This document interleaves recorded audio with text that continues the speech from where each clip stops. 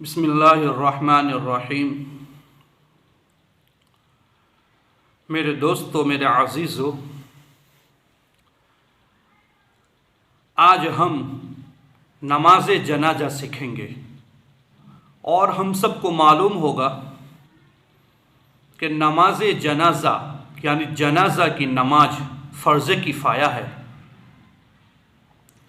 फ़र्ज़ किफ़ाया का मतलब यानी अपने शहर में से, अपने गांव में से 2-3 मुसलमान इस नमाज को अदा कर ले तो सबके ज़िम्मे से ये फ़र्ज़ अदा हो जाएगा।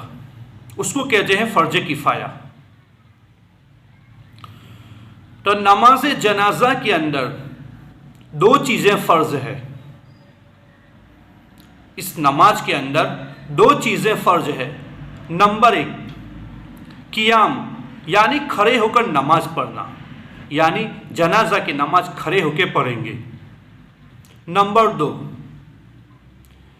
4 मरतबा तकबीर कहना, यानी 4 मरतबा अल्लाहु अकबर कहना फ़र्ज है। बगैर तकबीर कहे नमाज सही नहीं होगी। तो इस नमाज के अंदर यानी जनाजा की नमाज के अंदर 2 चीज़ें फ़र्ज है। क़ियाम यानी खड़े होकर नमाज पढ़ना, और नंबर 2 4 मरतबा अल्लाहु अकबर कहना यानी तकबीर कहना। और इस नमाज के अंदर 3 चीज़ें सुन्नत है। नंबर 1 सना पढ़ना, नंबर 2 दुरूद इब्राहिम पढ़ना यानी दुरूद शरीफ पढ़ना, यह भी सुन्नत है, और नंबर 3 मैयत के लिए दुआ पढ़ना, यह भी सुन्नत है। तो 3 चीज़ें सुन्नत है। अब हम नमाज जनाजा की तरकीब देखेंगे, यानी हम नमाज जनाजा किस तरह पढ़ा जाएगा वो हम सीखेंगे।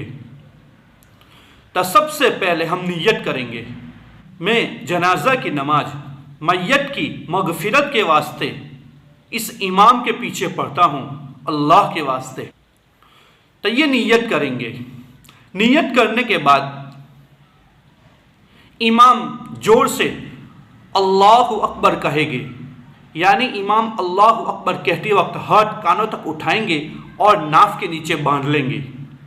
तो जोर से इमाम अल्लाहु अकबर यानी तकबीर तहरीमा कहेंगे। हम भी तकबीर तहरीमा कहना है, यानी हाथ कानों तक उठाकर हमें नाफ के नीचे बांधना है, अल्लाहु अकबर कह के बांधना है। तो इमाम आहिस्ता पढ़ेंगे, हम भी आहिस्ता सना पढ़ेंगे। सुब्हानकल्लाहुम्मा व बिहम्दिका व तबारक अस्मुका व तआला जद्दुका व जल्ल सनाउका व ला इलाहा गैरुक। तो यहाँ सना के अंदर थोड़ा सा फ़र्क है।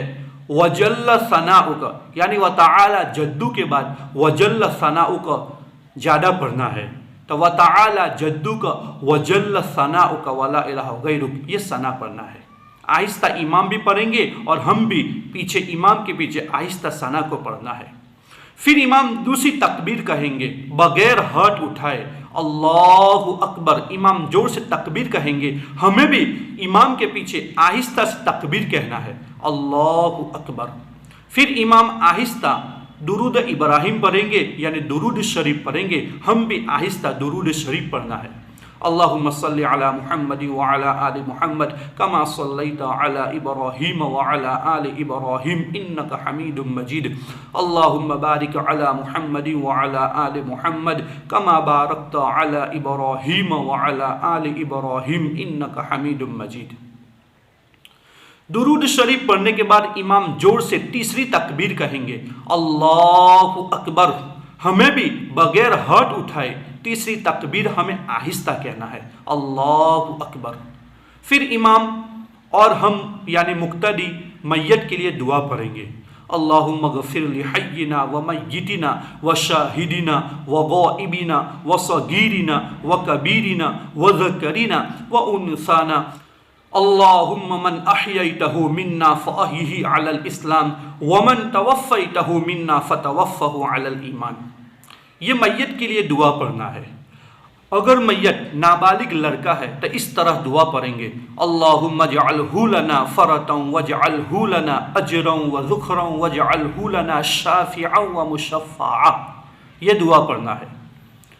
अगर मैयत नाबालिग लड़की है तो इस तरह दुआ पढ़ेंगे, अल्लाहुम्मा जअल हालना फरतन वजअल हालना अजरन व ज़ुखरन वजअल हालना शाफ़िअतन व मुशफ़्फ़अ। अगर नाबालिग लड़की है तो इस तरह दुआ पढ़ेंगे।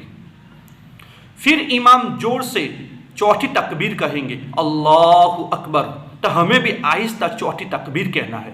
इस तकबीर के अंदर, इस चौथी तकबीर के अंदर हमें कुछ नहीं पढ़ना है, इमाम भी कुछ नहीं पढ़ेंगे और हम भी कुछ नहीं पढ़ेंगे। और इमाम सलाम दाहिनी तरफ पढ़ेंगे, यानी अस्सलामु अलैकुम व रहमतुल्लाह, तो हमें भी सलाम इमाम के पीछे करना है, तो हमें भी सलाम फेरना है।